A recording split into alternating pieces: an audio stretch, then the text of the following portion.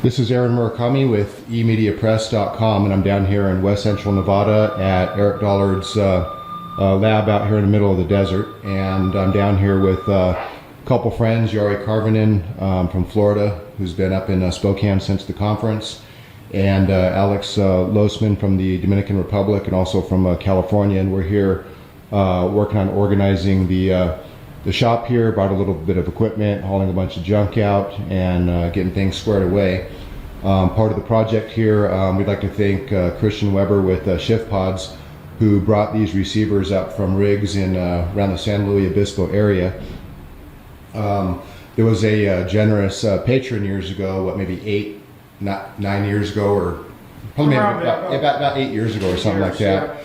And I'm not going to say what his name is, he knows who he is, but he was generous enough to purchase these receiver racks with all this equipment, and there's a bunch of other spare components that go into the racks in another part of the building that'll be used as spares. And these cost tens of thousands of dollars, and he had them shipped over from Europe, and these are extremely heavy.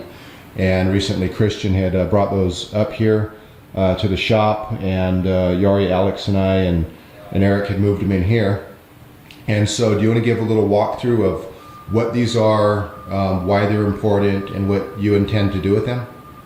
Okay, well, what we have here is a pair, one here and one here, of what's called a Radio Corporation of America SSB R3 Independent Sideband Dual Diversity HF Receiving System.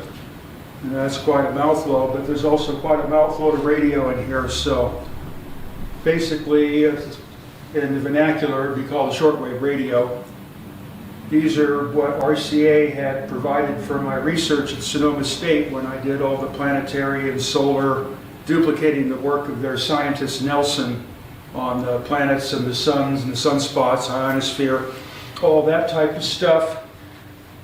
So you actually had the same type of equipment set up right here? Well, actually, this one over here was, I had one of the SSB R3s, and the other one was an earlier model called the DR16.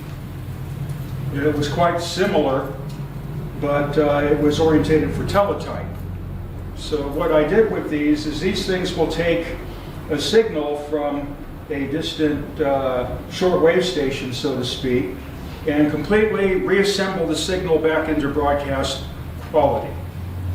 At full power, so it just recreates it. It recreates the signal, gets rid of all the fading and the multipath, and reassembles the signal into one that is now acceptable to put out on the air in another radio station. So what I had done at Sonoma State is the receiver for the voice and music, this type, is that went into the mixing board in the studio of the college radio station, which was 90.9 on the FM radio band called KSUM. And then every hour, the station, rather than going to some preformed network news or what now we would call chicken noodle news, this receiver had antennas directed and had the frequencies and what have you to pick. Every hour we would pick up a station from a different country's English broadcast, and they would give the news. It became quite a hit. It ended up on the front page of the local section of the newspaper in the adjacent town. And then over the course of operating them for about 4 years, that's how I made all my ionospheric measurements and testing. So now this has been recovered. The only problem is each one of these receivers requires 10 acres of antenna, which doesn't really exist here. So that's always been the biggest snag with any of this HF stuff is each antenna is about 5 to 10 acres in size and not easy to construct. But we do have enough open desert land here that some kind of primordial antennas can be made. So the plan is initially, if the facility gets built into the mine for doing the signal reception, one of these will go in the mine, and then its transmission lines will go out on our right-of-way to some spot out there in the desert where at least some kind of halfway decent antenna can get put up. to start running. But ultimately, these things should not be split up, and they should have their own building in the middle of nowhere. Some broad, open, flat piece of land with probably about 25 acres to put antennas on. But the problem is there really isn't any international shortwave stations anymore. They're all gone.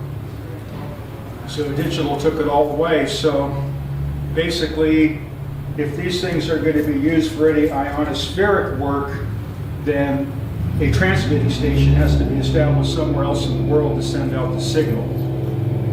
And there are a few shortwave stations. There's one operating right now in the country that these came from, out of the Voice of America station there, that plays about 80% music, and they're on pretty much kind of about like a 4-hour or something every day, and they would be a good start. What country did they come from?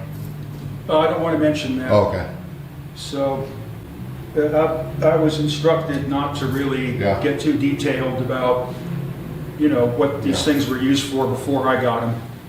But we do want to say that we appreciate the donation of these, because this is obviously a rare find and is instrumental, you know, in the research with, you know, whatever we're able to do with them. But at least they're here. Well, there is a definite plan, and that's the reason why one of them is supposed to end up at the mine, because the mine is basically the Earth signal receiver. So what I discovered something very interesting at Sonoma State, and I duplicated it to some extent in Landers, but I didn't have one of these in Landers, so I couldn't get the full stereo effect that you can with these, and I'll get into that, how that works.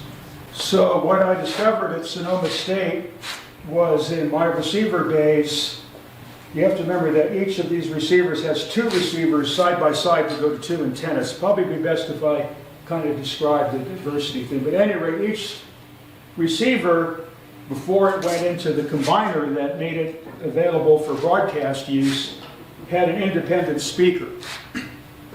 So with 2 antennas into this diversity pair radio, I had basically an ionospheric stereo. Do you want me to come up and look at each component? You can We've kind of been a maybe... bit, not right now, but I'm just trying to describe what the plan is here. Okay. So what was interesting about this type of stereo is the station was somewhere halfway around the world that I was listening to, and it echoes around the ionosphere Earth propagating medium, the gap waveguide, so to speak, Earth ionosphere waveguide. So the received signal has taken on the character of the ionosphere and also the reverberant geometry of that sphere within a sphere that the waves propagate in. So it's kind of an interesting propagating medium. So with 2 antennas, like 2 ears, kind of pointed off a bit, then those antennas, like ears, listen to the Earth ionosphere waveguide as like a concert hall. So then with the 2 speakers, then I got that stereo. So in receiving the distant signal with that form of stereo, normally the 2 speakers, the instruments display themselves in between the 2 speakers. And that constitutes the normal stereo. But in this case, something very unusual happened. And the purpose is to duplicate that, as I did it at Sonoma State when I discovered it. Is depending upon the ionospheric conditions, a new type of stereo would manifest itself in the room that the receivers were in, and then the instruments were no longer affixed to that plane. They were moving around in the room. It was an uncanny experience. It was like having bugs in the air or something. And there was a whole other dimensional coordinate system added to the stereo. Now, the reason that you have to have this particular type of receiver to do it is the phase coherence between the 2 received channels, and that's one of the important features of this receiver. So if you have the north-south antenna and you have the east-west antenna, and they're each going into a receiver, those 2 receivers have to be kept in exact phase with each other, otherwise you lose the stereo effect. So you can't just take 2 HF radios and just put one on one antenna and one on the other and expect to hear this stereo. You won't. You have to find a way to synchronize them. You can get a partial effect. At Landers I did that, and I fooled around with the local oscillators in the radio to get them to latch onto each other. But I never achieved precisely what I achieved at Sonoma State. So these receivers are totally coherent. There's one master oscillator that drives all the frequency translation. So basically this is the RF amplifier. This is the tuning of the radio as far as the antenna end and its amplification goes. And then you have the first master oscillator, and that selects basically what frequency band that you're going to be hunting the signal for. So the bandwidth, there's a variable bandwidth element down here that can take it up to about 16 kilocycles. So you tune around in a 16 kilocycle slot and then keep repeaking your antenna. And then once you got the thing locked in, then it has a fine-tune control that's motor-driven. This is one of the things that's very interesting about this receiver. And it takes the phases of the reference oscillator and the phases of what's coming in received and keeps this thing centered to the station's transmitting frequency no matter how much it drifts. And what's interesting is to put a chart recorder on the correction factor, angular rotation, and let that run for a while, because when the ionosphere gets stirred up, this thing's starting to do a lot more correcting because the signal propagating through the ionosphere and being directed back to the Earth is being pushed around so much that it's starting to change in frequency. So that becomes one of the main ionospheric so-called like detectors or sensors that come out of this system, is that goes onto a chart recorder. And then after that is basically further amplification, and then it gets to a point where if the carrier frequency of the sending end station completely fades out, then it has what's called a carrier conditioner. And what this does is it'll take either some carrier from one antenna or the other or what have you, and tend to keep some kind of regenerated carrier there, regardless if that took a fade in the propagation. So in the process, that cleans 90% of the distortion out of receiving distant HF signals. As you keep that carrier constant, you don't get that double sideband effect of a missing carrier that just turns the signal to garbage. So then it's finally demodulated into receiver A, or let's say the north-south receivers, upper sideband and lower sideband. And then the east-west receivers, upper sideband and lower sideband. So you have 4 audio channels out.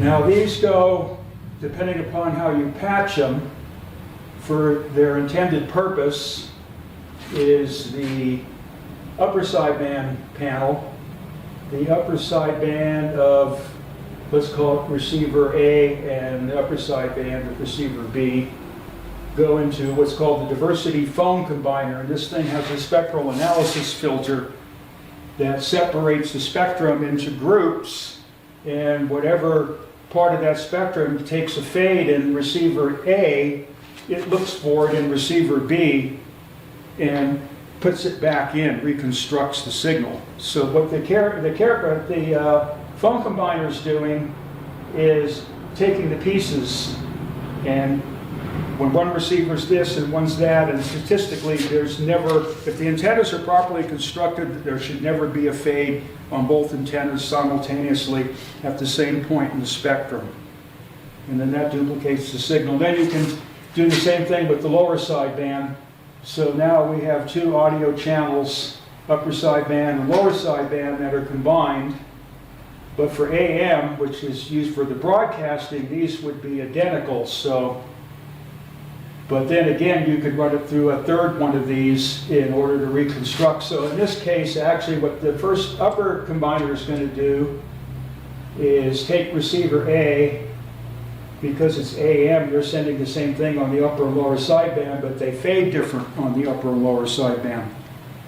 So the upper diversity phone combiner will take upper and lower sideband of receiver A and pick between the two to get a signal that has that fading removed from it and is constant. And then this combiner will do the same thing with the other receiver, and then instead of coming out mono like it normally does, or independent sideband, in this case it'll come out as an actual stereo, reconstructed stereo image on receiver A and receiver B. And then I do have some pictures of the antennas that these were connected to. Get that maybe on the screen. Right. Let's, Now you want to ask any questions, or Scott, you want to ask any questions? let me get up close to just... The more people ask questions, the easier it is for you to keep barking away on stuff. So I can point each one out. Yeah, okay, so we're at the top one there? That's the power supply. Okay, right below. And this is the antenna switch. Okay. And these are what are called the radio frequency amplifiers. What these do is they take the micro from the antenna and bring it up to the micro level for the radio receiving equipment, and they're tuned. So you have to adjust them to the frequency that you want to listen to, and that helps get rid of all the adjacent interference. So this is what's called the front end of the receiver. It's the first point of rejecting signals other than those that you want to hear. Okay. And then this is the master oscillator. So this heterodynes with the RF amplifiers to produce what's called the intermediate frequency, which in this case is 1 megacycle. Okay. And then this is the automatic frequency control panel. And what it'll do is it'll take it, there's a frequency standard, 100 kilocycle frequency standard inside this, and it makes sure that the receiver is being tuned, because it's got a little motor-driven tuning knob here, that in case it's drifting or getting distorted in transmission, to help keep the receiver on frequency so the sidebands don't get garbled. That's very important. Okay. If anytime you're trying to receive AM full carrier through a sideband radio system, the carrier conditioning becomes very critical, if not impossible to deal with sometimes. So this is where most of the amplification goes on, is here. So there's a 1 megacycle intermediate frequency stage of amplification, and then a translation, which is done through this panel here. This thing basically affixes either 1100 kilocycles or 990 kilocycles, and then that mixes with the 1 megacycle to step it down to 100 kilocycles, and then there's a whole nother stage of amplification, and then at that point it's ready to go off to the demodulators. And then this panel here, what it does is it tries to keep a constant reconstruction of the sending end station's carrier available for the demodulation process, so that you don't lose your basic phase positions in your sidebands or get a double sideband washout with the carrier disappearance. And then the next couple. This is power supply, and then this is the bandwidth. This is in the final intermediate frequency. So before going to the demodulators, it goes through a filter which picks out which sidebands and how much sideband spectrum are you going to take. And then the demodulator takes the 100 kilocycle carrier, or what's reconstructed from the sending end station carrier, and then mixes that with the 100 kilocycle intermediate frequency signals, and then out of that comes your voice frequency or audio frequencies to do the process that I described earlier. And this rack on the left, it's basically identical to the one on the right? They're the same.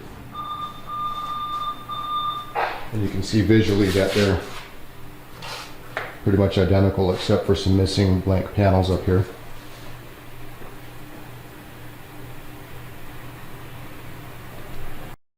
Okay, so what do we have here? So this is the basic ionospheric propagation. So let's say we have the station at this point, transmitting station, and here at this point we have a receiving station. So the ionosphere is actually a sheath of electricity that envelops the Earth and is in direct interaction with the sun. So basically, it's kind of like, being that this is like listening to the ionosphere, what you're doing is it's like putting your ear against the boundary between the Earth and the sun, because the ionosphere is what's picking up what the sun's doing. And then it forms these various stratas, like these glows you see inside tubes. I'm not going to go that far to show that right now, but you've seen that in plasma tubes with little like tiger tail stripes or what have you. Well, it's the same thing around the Earth. There's these different layers of glowing ionized gases. So if the transmitting station is putting out, depending upon its antenna, it puts out at different angles. So for RCA's purposes, which was called point-to-point and was not broadcasting, the transmitting station antenna launch angle was set to choose one of these so-called one-hop propagation paths. So these things vary throughout the day. So basically, about every 6 to 8 hours, the station operator would have to change frequencies on these receivers and their corresponding transmitters to keep this hop, to make sure that that wave comes back down at the receiving station. So in my case with Bolinas, this station here could have very well been Hong Kong, and this station here would have been Bolinas, or actually just north of Point Reyes. And that's where these receivers were operating, whereas in Point Reyes. Now, sometimes it doesn't work out like that, and you can get another path, and you get it on a double hop, or you can just outright miss it. And so if you're mobile, there'll be the strange occurrence in that as you leave the transmitter site, it won't be long before you can't hear it anymore. And then about in the day, at about maybe 300 miles, about 350 is when it starts to come back in. All of a sudden, the signal will sound fine, and then you keep going, then it'll go away. So now in broadcasting, you can't just go for one spot. You have to come up with a way to try to make a large coverage. So in the broader patterns, you start getting all these different reflection angles. So if you have,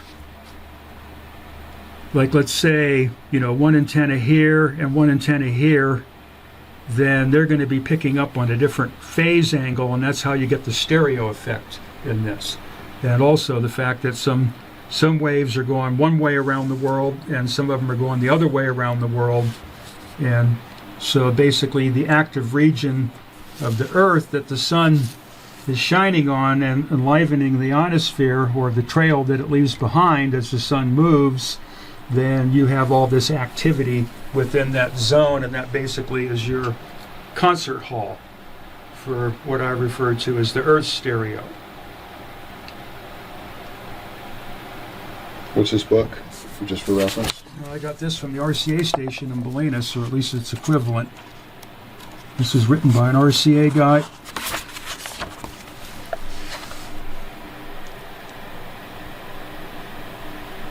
Radio Antenna Engineering by Edmund A. Laporte.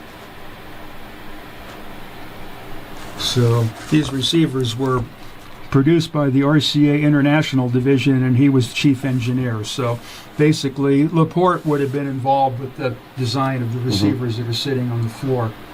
These at the time these things came out, they were it. Nobody had anything like that. So I get into some more of this antenna stuff. So like different stations put out different patterns, so it's never really a straight line.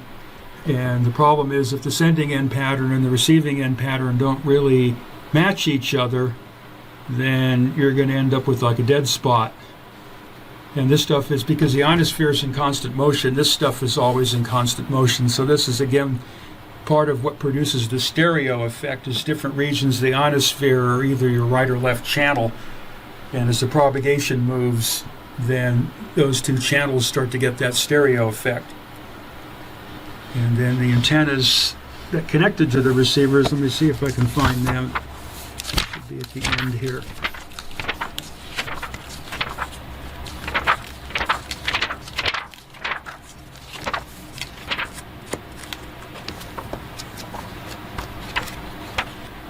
Frequency. Okay, so this is the antenna that these receivers use. It's called the RCA fishbone antenna.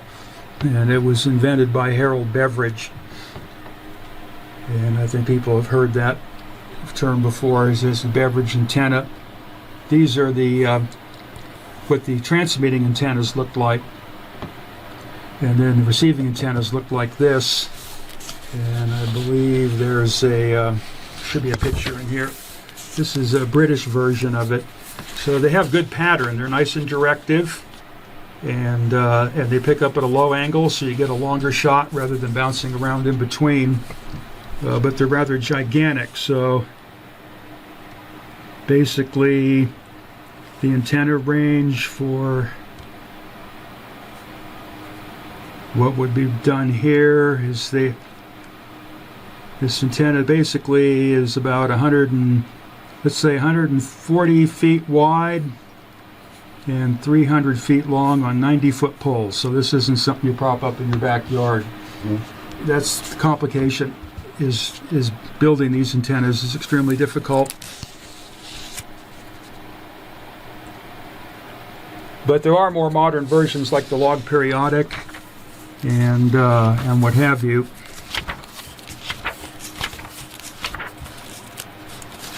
Should be. This is the transmitting station in Bolinas.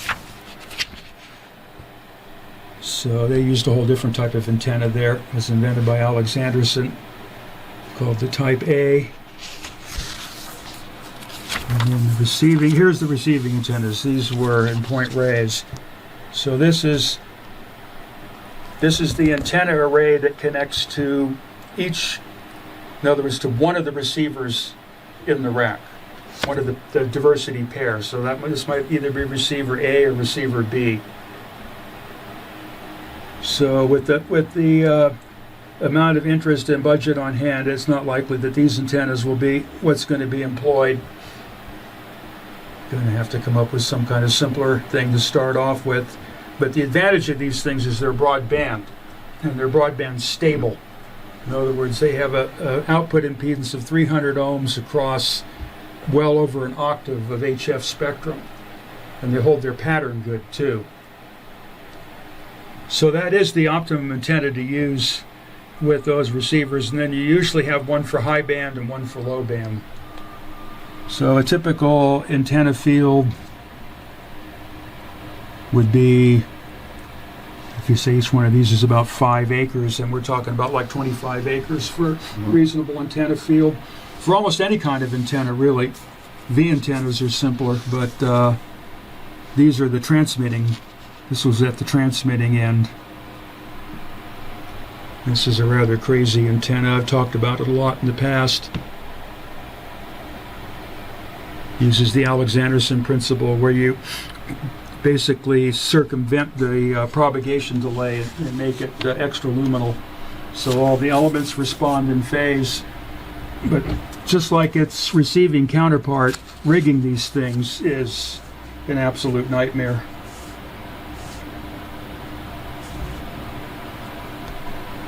But that's what was on the air the day that this thing was on the air.